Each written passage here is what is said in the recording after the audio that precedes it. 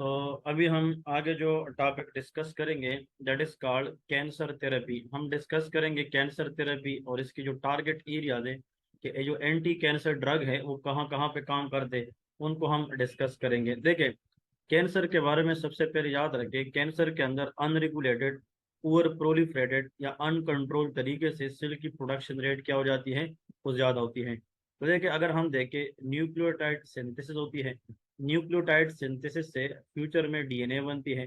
DNA RNA में convert होती है, आरएनए प्रोटीन बनाती है, and this protein can cause cellular division. इसका मतलब ये है कि अगर ये जो इस तरह का जनाब एक फ्लो चार्ट है, अगर ये चलता रहा तो इससे सेल की जो प्रोडक्शन रेट है वो बढ़ जाती है। और जैसा कि मैंने आप लोग को बताया कि कैंसर के अंदर हमारा टारगेट ये है कि अनकंट्रोल्ड, पुअर प्रोलिफरेट तरीके से जो सेल की प्रोडक्शन रेट है उसको क्या करना है, कम करना है। तो हमारे पास कुछ ड्रग्स ऐसे हैं कि वो एंटी कैंसर की तौर पे यूज होते हैं, and they block nucleotide synthesis. Those drug which are anti cancer and act on nucleic acid synthesis inhibitor. उसमें एक ड्रग है MTX, methotrexate, that is called five fluorouracil. ये थायमिडीन सिंथेसिस को इनहिबिट करती है। फिर एक है थायोप्यूरिन, जो प्यूरिन सिंथेसिस इनहिबिट होती है। और हाइड्रोक्सी यूरिया इनहिबिट ट्राइबोन्यूक्लियोटाइड रिडक्टेज। तो ये सारे के सारे इसमें जो मोस्ट इंपोर्टेंट ड्रग है जो एग्जाम के अंदर वो पूछे जाते हैं, one is methotrexate, another is five fluorouracil. They act as anti cancer agent but they inhibit thymidine which lead to nucleotide synthesis inhibition. इसके बाद कुछ ड्रग ऐसे हैं कि वो डीएनए को टारगेट करते हैं, like alkylating agents, platinum compound, they cross link DNA. और ये डीएनए को आगे प्रोलिफरेट होने नहीं देते ताकि कैंसर सेल की जो नंबर है वो एबनॉर्मल तरीके से बढ़ ना जाए। फिर इसके बाद ब्लियोमाइसिन है, ये डीएनए स्ट्रैंड को ब्रेक करता है। एंथ्रासाइक्लिन है, डेक्टिनोमाइसिन है, ये डीएनए एंटरकेलेटर, ये जो डीएनए के दरमियान एंटरकेलेटर्स हैं, ये इनको जनाब इंटरप्ट करते हैं, जिससे डीएनए की ओवरऑल स्ट्रक्चर और फंक्शन जनाब वो डिस्टर्ब हो जाती है। फिर है इथोपोक्साइड एंड टीनोपोसाइड, ये टोपो आइसोमरेज 2 को इनहिबिट करते हैं। और आयरिनो टिकेन एंड टोपोटिकेन, ये क्या करते हैं, आइसोटोपो आइसोमरेज 1। ये सारे के सारे, चाहे डीएनए स्ट्रैंड को हम खराब करें, चाहे डीएनए एंटरकेलेटर को हम खराब करें, या टोपो आइसोमरेज 1-2 को काम करने ना दें, इन सब की वजह से इवेंचुअली डीएनए पे असर पड़ता है। और अगर डीएनए जो सेल की जीनोम है वो हम खराब करें तो उससे सेल की जो ग्रोथ है वो काफी हद तक कम हो जाती है। और कुछ ड्रग ऐसे हैं कि वो यहाँ पे डायरेक्ट आकर सेल की डिवीजन को ब्लॉक करते हैं, लाइक कुछ ड्रग माइक्रोट्यूब्यूल असेंबली को ब्लॉक करते हैं, लाइक टेक्सेन। और कुछ वेन का अल्कलाइड है, ये माइक्रोट्यूब्यूल फॉर्मेशन। एक होती है माइक्रोट्यूब्यूल फॉर्मेशन, और microtubules are the cell organelle which help in the cell division. एक इसमें काम करती है, इसके अंदर सेंट्रियोल्स होते हैं और वो सेल को डिवाइड करने में हेल्प करती है। So those group of drug which inhibit microtubule formation, वो वेन का अल्कलाइड है। और जो माइक्रोट्यूब्यूल डिस असेंबली, उनकी असेंबली को खराब करे, वो टेक्सेन होता है। अभी आगे डिस्कस करेंगे। लेकिन इसमें अगर आप लोग चाहे कि कौन कौन सी ड्रग है जो हमें एग्जाम के अंदर वो पूछ सकते हैं, number 1, what is the mechanism of action of bleomycin, that is DNA strand breaker. Number 2, what is the drug that is used for anti-cancer, how it act, like irinotecan। ये मैंने देखा है एग्जाम के अंदर, irinotecan, इसके I mean I1, ये टोपो isomerase 1। और जो मेथोट्रेक्सेट 5-फ्लोरोयूरासिल है, they block the thymidine synthesis। So these are the most important point you people must know for the exam point of view। यहाँ पे इन लोगों ने लिखा है कि एंटीबॉडी ड्रग कंजुगेट। अब एंटीबॉडी ड्रग कंजुगेट का मतलब ये है कि form by linking monoclonal antibodies with cytotoxic chemotherapeutic drug.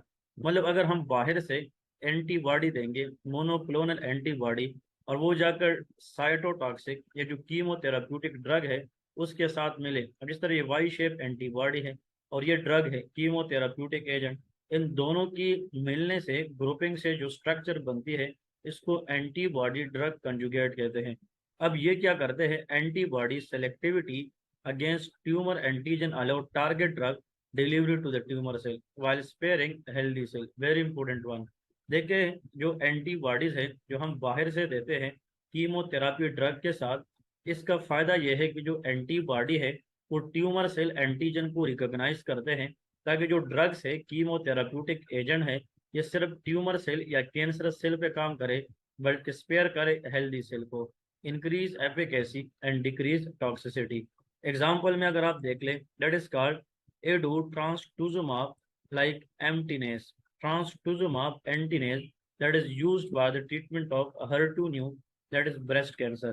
तो ब्रेस्ट कैंसर के मुख्तलिफ टाइप्स होते हैं, लेकिन स्पेशली एग्जाम के अंदर आता है कि HER2/neu, ये जो HER2/neu है, that is a gene, HER2/neu gene mutation can cause breast cancer. इसमें drug of the choice trastuzumab देते हैं।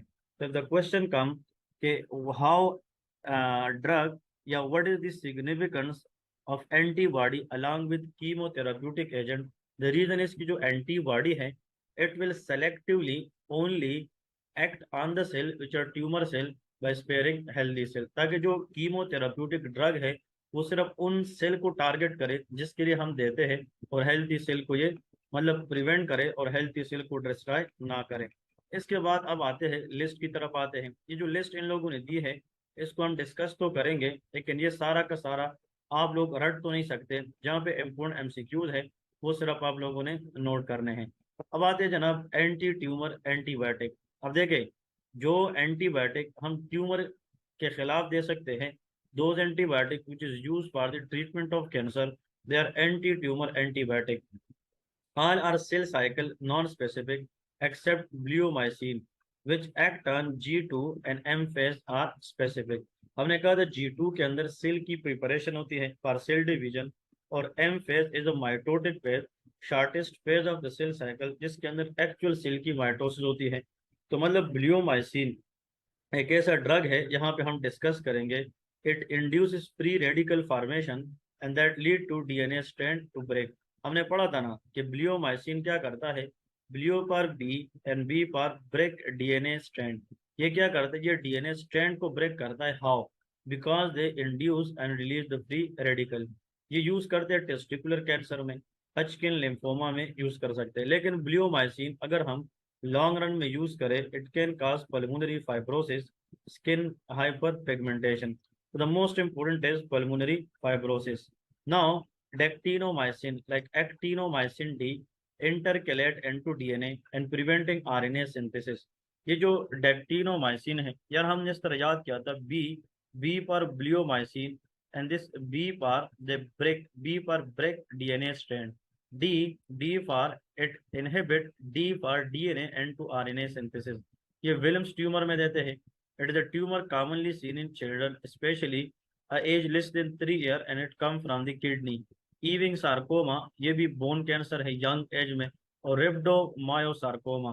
फिर ये मतलब अगर डेक्टिनोमाइसिन अगर हम ज्यादा देर तक यूज करेंगे, इट कैन काज माइलोसप्रेशन, तो ये पेन साइटोपिनिया करा सकती है। इसके बाद है इंट्रासाइक्लिन। इंट्रासाइक्लिन में जो सबसे इम्पोर्टेंट ड्रग है and they frequently ask all the time in exam, वो डॉक्सोरोबसिन है। क्या है? डॉक्सोरोबसिन। ये इनका काम क्या है, ये तो एक generate free radical and they intercalate DNA leading to break in DNA and decrease replication। और ये टोपोआइसोमरेज 2, ये डॉक्स डी फॉर डीएनए को ब्रेक करता है, D for 2, di for 2, that is topoisomerase 2 inhibitor. Solid tumour में देते हैं, leukaemia में देते हैं एंड लिम्फोमा। लेकिन इसका जो इम्पोर्टेंट एमसीक्यूज क्वेश्चन है जो आप लोगों को आना चाहिए, जो मैं आप लोगों को बार बार कहना चाहता हूँ, which is very very important, that is called dilated cardiomyopathy. कहने का मतलब ये है कि अगर ये हार्ट है, for example this is the heart, और हार्ट के अंदर अगर फॉर एग्जांपल डॉक्सोरोबसिन ये हम ज्यादा देर तक यूज करेंगे, it will lead to the heart beyond the limit, it can cause dilated cardiomyopathy. तो एग्जाम के अंदर आता है ऐसा ड्रग बताए जो हम एज एंटी कैंसर देते हैं, but eventually can cause dilated cardiomyopathy, that is called doxorubicin. इसके बाद है एंटी मेटाबोलाइट्स। ये जो एंटी मेटाबोलाइट्स है, ये भी वो ड्रग है जो हम एज एंटी कैंसर यूज करते हैं। All are S phase specific except cladribine which is cell cycle non specific. Very very important one. ये जो क्लेड्रीबाइन है, ये हम हैरी सेल ल्यूकीमिया में देते हैं, और ये हमने डिस्कस किया था पहले भी। क्लेड्रीबाइन ये हैरी सेल ल्यूकीमिया में देते हैं। ये सेल साइकिल पे स्पेसिफिक काम नहीं करता। इसके अलावा रिमेनिंग जितने भी हैं, they all are S phase word specific. इसमें पहला है थायोप्रीन, एजाथायोप्रीन एंड 6 मेरकेप्टाप्यूरिन, दोनों जो है वेरी वेरी इंपॉर्टेंट वन। अब मैं बताऊंगा इसका एमसीक्यूज किस तरह आता है, वो नोट करना है। Now azathioprine and 6 mercaptopurine, they are purine analogue, decrease de novo purine synthesis. Azathioprine converted into 6-mercaptopurine, which is then activated by HGPRT, hypoxanthine, मतलब इसका जो phosphoribosyl transferase, hypoxanthine guanine phosphoribosyl transferase. Actually ये जो azathioprine है ये pro drug है, inactive है, but later it converted into 6-mercaptopurine। अब इसका एमसीक्यूज आने वाला है, ये तो सारे आप लोगों को याद रखना है। Rheumatoid arthritis, IBD, SLE, LL, steroid refractory disease, prevention of organ rejection and weaning from glucocorticoid, इन सब के अंदर ये हम दे सकते हैं। But what I want to tell the most important, these agent can cause myelosuppression, they can cause bone marrow suppression. Or another point is 6-mercaptopurine is inactivated by xanthine oxidase, very very important। इसका मतलब ये है कि जो 6-mercaptopurine है ये इजाथायोप्राइन जो है इसकी एक्टिव फॉर्म है। तो जब ये अपना काम करे तो बॉडी से इसको इनएक्टिव करने के लिए, बॉडी से इसको एक्सक्रीट करने के लिए जिनतेन ऑक्सीडेज है। तो अगर आप एक पेशेंट को एलोप्यूरिनोल देंगे या फेबुक्सिस्टेट देंगे, इन दोनों ड्रग का काम यह है, they are xanthine oxidase inhibitor, क्योंकि एलोप्यूरिनोल और febuxostat both use in the treatment of gout. तो अगर ये दोनों ड्रग हम देंगे ऐसे पेशेंट को जिसको हम एजाथायोप्राइन भी दे रहे, तो ये दोनों ड्रग इस जिनतेन ऑक्सीडेज को क्या करेगी, ये इनहिबिट करेगी, और फिर इस 6-mercaptopurine जो है इसकी जो लेवल है वो बढ़ेगी, वो इनएक्टिव नहीं होगी। तो there will be increase risk of toxicity. तो एग्जाम क्वेश्चन ये था कि which of the following drug should not combined with azathioprine, think about allopurinol और फेबुक्सिस्टेट। फिर cladribine and pentostatin, that is also purine analog, unable to be processed by ADA, interfering with DNA synthesis, ये DNA synthesis खराब करते हैं, और ये Harry cell leukaemia में देते हैं, माइलो सप्रेशन कराते हैं। साइट्रीबाइन, ये क्या करता है, ये पैरामिडीन एनालॉग है, डीएनए चेन की टर्मिनेशन को खराब करता है और डीएनए पॉलीमरेज को इनहिबिट करता है, ताकि जो डीएनए चेन है वो मजीद बढ़े ना। ये भी ल्यूकीमिया में, एमएल लिम्फोमा और माइलो सप्रेशन कराता है। फिर इसके बाद 5-फ्लोरोयूरासिल, इसको टेक करें एमसीक्यूज के लिए, जहां पे स्टेबल के अंदर एमसीक्यूज है वो बताता रहता हूँ। They are pyrimidine analog, bioactivated into FDUMP, which leads to thymidylate synthase inhibition, and they decrease DTMP, decrease DNA synthesis। इन सब से बचने के लिए सिर्फ इतना याद रखें कि 5-फ्लोरोयूरासिल inhibit thymidylate synthase which leads to decreased DNA synthesis। ये हम कोलोन कैंसर में दे सकते हैं, पेंक्रियाटिक कैंसर में, actinic keratosis, basal cell carcinoma, and effect enhance with addition of leucovorin, मतलब ये है ल्यूकोवरीन, मतलब ल्यूकोवरीन देने से 5-फ्लोरोयूरासिल की जो इफेक्ट है वो मजीद बढ़ जाती है। लेकिन ये माइलो सप्रेशन तो सब करते हैं, सब के अंदर आ रहे हैं myelo suppression, myelo myelo myelo not important. Palmar plantar erythrodysesthesia, that is called hand foot syndrome.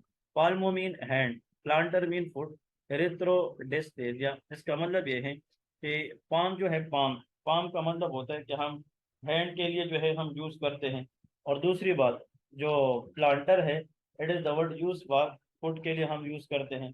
और आप लोगों को पता है कि जो एरिथ्रो है, एरिथ्रो हम वर्ड यूज करते हैं, erythro is the word use for red, erythro का मतलब क्या है, रेड है। और आप लोगों को पता होना चाहिए कि इस वर्ड की जो मीनिंग है एरिथ्रो डाइसिस्थेजिया, अगर आप लोग इसको सही तरीके से प्रोनाउंस करें कि what is meant by erythro dysesthesia, it is a skin reaction that affect the palm of your hand and sole of your feet. इसका मतलब ये है कि ऐसा स्किन रिएक्शन जिसमें पाम और सोल ऑफ द फीट दोनों के अंदर रेडनेस हो जाए, hand foot syndrome, that is called erythrodysesthesia, and that is called 5-fluorouracil। तो 5-fluorouracil ये डीएनए सिंथेसिस को इनहिबिट करता है, और अगर इसकी डोज को हम बढ़ाएं, इट कैन कॉज एरिथ्रोडिस्सेस्टेजिया। इसके बाद है हाइड्रोक्सी यूरिया। हाइड्रोक्सी यूरिया क्या करता है, inhibit ribonucleotide reductase, again DNA synthesis. ये मेथोट्रेक्सेट भी डीएनए सिंथेसिस, लेकिन इसके एमसीक्यूज ये है, how methotrexate inhibit DNA synthesis by inhibiting full dihydrofolate reductase. बस ये आप लोग को आना चाहिए, डाईहाइड्रोफोलेट रिडक्टेज ये एंजाइम है जिसको इनहिबिट करके जो मेथोट्रेक्सेट है ये ओवरऑल फोलिक एसिड सिंथेसिस को डिक्रीज करता है। अब देखें, ये भी हम सीएमएल में पॉलीसाइथीमिया, सिकल सेल डिजीज, क्योंकि सिकल सेल डिजीज में इसका काम एचबीएफ को बढ़ाना है, और जितना एचबीएफ ज्यादा होगा तो सिम्टम जो है वो कम होंगे। ये भी severe myelosuppression and megaloblastic anaemia. Cancer like methotrexate हम किस में दे सकते हैं?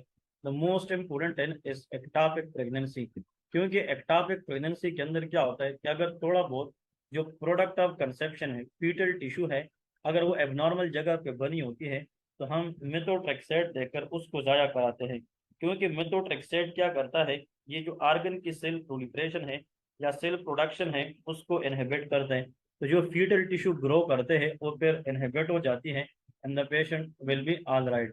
फिर इसमें हम मेसोप्रोस्टोल के साथ rheumatoid arthritis, psoriasis, IBD and vasculitis. अगर हम मेथोट्रेक्सेट ज़्यादा देर तक लॉन्ग रन में यूज़ करेंगे तो माइलो सप्रेशन कराता है, बट रिवर्सेबल विद ल्यूकोवरीन, मतलब रिस्क हेपेटोटॉक्सिक है। Mucositis very important, lead to mouth ulcer. इसलिए कहते हैं कि जिन लोगों को हम मेथोट्रेक्सेट यूज़ करते हैं उन लोगों में हमें बार बार ओरल एग्जामिनेशन करनी है, ताकि हम देखें कि कोई रिकरेंट ओरल अल्सर तो ना हो जाए। पल्मोनरी फाइब्रोसिस, अब देखें, ब्लियोमाइसिन और methotrexate both can cause pulmonary fibrosis. ये फोलेट डेफिशिएंसी कराती है, क्योंकि डाईहाइड्रोफोलेट रिडक्टेज इनहिबिटर है, ये फोलिक एसिड सिंथेसिस को ब्लॉक करती है। Therefore it is teratogenic and hepatotoxicity. Exam के अंदर आता है कि ऐसा ड्रग जो एंटी कैंसर है, but they inhibit dihydrofolate reductase and result folic acid synthesis inhibitor, that is known as a what methotrexate। अब इसके बाद है alkylating agent, they all are cell cycle non specific. इसमें जो सबसे पहला ड्रग है busulfan. Busulfan it inhibit cross link DNA. ये डीएनए को, ये सारे के सारे, ये भी क्रॉस लिंक डीएनए करता है, ये भी क्रॉस लिंक डीएनए करता है, और इसका मैकेनिज्म स्टिल जो है वो अननोन है। So those all alkylating agent, आप लोग इसका याद रखें, जितने अल्काइलेटिंग एजेंट हैं they all cross link DNA and they inhibit the cell production.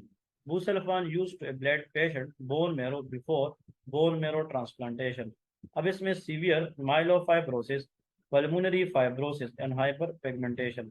अब पल्मोनरी फाइब्रोसिस सामने लेके और ब्रैकेट में अपने बुक पे साइड पे लेके तीन drug, bleomycin, methotrexate and busulfan, both all these three agents can cause pulmonary fibrosis। फिर है नाइट्रोजन मस्टर्ड, इसमें है साइक्लोफॉस्फेमाइड एंड आइफोसफेमाइड। इसमें क्या होता है, इसके लिए बायो एक्टिवेशन के लिए लीवर फंक्शन चाहिए, क्योंकि जब नाइट्रोजन मस्टर्ड आप किसी को देंगे, ये इतने ज़्यादा यूज भी नहीं होते, बट अगर हम देंगे भी, we have to check liver function test before because it required bio activation in the liver. ये हम सॉलिड ट्यूमर में दे सकते हैं, ल्यूकीमिया, लिम्फोमा, इन सब की ऑलमोस्ट यूज सेम होती है, ठीक है, एसएलई वगैरह में। और इसमें माइलोसप्रेशन, द मोस्ट इम्पोर्टेंट इज एसआईएडीएच। ये जो नाइट्रोजन मस्टर्ड है ये एक्टापिक एडीएच करता है, और अगर एडीएच अपने नॉर्मल से बहुत ज़्यादा आ जाए, SIADH, there will be retention of more water, lead to dilutional hyponatraemia, Fanconi syndrome करा सकता है, and that is the most common side effect of ifosfamide. Haemorrhagic status करा सकता है, ये साइक्लोफॉस्फेमाइड में आता है। साइक्लोफॉस्फेमाइड का जो लीडिंग साइड इफेक्ट है that is haemorrhagic status, very very important.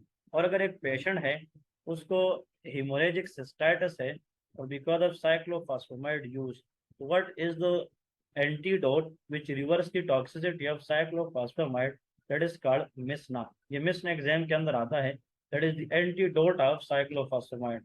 जिस तरह हमने इससे पहले डिस्कस किया था कि हेपरीन है या वारफरीन है, तो हेपरीन की टॉक्सिसिटी को हम रिवर्स करते थे प्रोटामीन सल्फेट से, वो इसका एंटीडोट है। अगर वारफरीन है तो इमीडिएट रिवर्सल हम फ्रेश प्रोदर प्लाज्मा से करते हैं, डिलेड रिवर्सल हम विटामिन के से करते हैं। इसी तरह साइक्लोफॉस्फेमाइड यूज की वजह से हेमोरेजिक स्टेटस के चांसेस ज़्यादा होते हैं, and if the patient develop side effect due to cyclophosphamide use, the most common drug to reverse the toxicity of cyclophosphamide that is known as mesna. Very important. तो आज के बाद I hope ये चीज आप लोग के लिए न्यू होगी, तो ये चीज आप लोग याद रखें। Mesna is what answer is mesna. Mesna mean it is the antidote of cyclophosphamide toxicity. फिर है नाइट्रोसूरिया लाइक सरमस्टाइन एंड लोमास्टाइन, ये भी क्रॉस लिंक डीएनए करते हैं। Brain tumour including glioblastoma multiforme pure nitro and your mustang like globe. मतलब ये CNS अगर ये ब्रेन ट्यूमर में यूज होते हैं तो CNS toxicity convergent dizziness and of ataxia, ये चीज आप लोगों ने याद रखना है। दूसरी बात इसमें जो सबसे इम्पोर्टेंट है प्रोकार्बजीन, इसका ना क्या है और एक मतलब इसमें यह है कि प्रोकार्बजीन के अंदर इसमें आप लोगों को याद रखना है कि प्रोकार्बजीन जो है वो क्या करता है। अब मोस्ट इंपोर्टेंट चीज जो हमने डिस्कस करनी है, प्रोकार्बजीन को देखें, इसका मैकेनिज्म ऑफ एक्शन स्टिल जो है वो क्या है, वो अननोन है। और इसमें हजकिन लिम्फोमा और ब्रेन ट्यूमर में माइलोसप्रेशन, पल्मोनरी टॉक्सिसिटी और डाइसल्फिराम लाइक रिएक्शन, मतलब ऐसा रिएक्शन जिसमें ड्रग के यूज के साथ सिंपैथेटिक एक्टिवेशन बढ़ने के चांसेस ज्यादा होते हैं, इसको हम डाइसल्फिराम लाइक रिएक्शन कहते हैं। इसके बाद आते हैं the very very important one that is called platinum compound. जो प्लाटिनियम कंपाउंड है इसमें देखिए, इसमें सिसप्लास्टीन, कार्बोप्लाटीन एंड ऑक्सीप्लाटीन, इसकी मैकेनिज्म भी सेम क्रॉस लिंक डीएनए है और सेल साइकिल नॉन स्पेसिफिक है। क्लिनिकल यूज इसकी सॉलिड ट्यूमर है like testicular tumour, bladder tumour, ovarian, GI, lung and lymphoma. हमेशा एग्जाम के अंदर आता है इस सिसप्लास्टीन के बारे में। एग्जाम के अंदर आता है कि ऐसा एंटी कैंसर एजेंट जिसकी यूज के बाद the patient develop, very very important point मैं बताने जा रहा हूँ, इसको गौर से सुने। Anti cancer agent which develop peripheral neuropathy that lead to tingling and numbness sensation, that is called cisplatin. So cisplatin is a very very known and favorite agent for causing peripheral neuropathy. Or some drug in this group can cause ototoxicity. They can cause ear problem. इसका मतलब ये है ये ear problem कराता है, hearing loss और nephrotoxicity। तो जो प्लाटिनियम कंपाउंड है सिसप्लास्टीन, कार्बोप्लाटीन एंड ऑक्सेलीप्लाटीन, ऑक्सालीप्लाटीन, इन सब का काम डीएनए क्रॉस लिंक करना है और इन सब को हम मुख्तलिफ कैंसर में दे सकते हैं। But the most common for me in this chapter के which of the following platinum compound used as anti cancer can cause peripheral neuropathy, think about what answer is cisplatin. Cisplatin is highly favourite for examiner regarding the peripheral neuropathy. तो अभी तक इंशाल्लाह आप लोग देख ले, remaining last एक छोटा सा टॉपिक रहता है, इसके साथ ही पढ़ाऊंगा। तो इंशाल्लाह फिर नेक्स्ट डे से हम फिर न्यू चैप्टर स्टार्ट करेंगे। Thank you so much.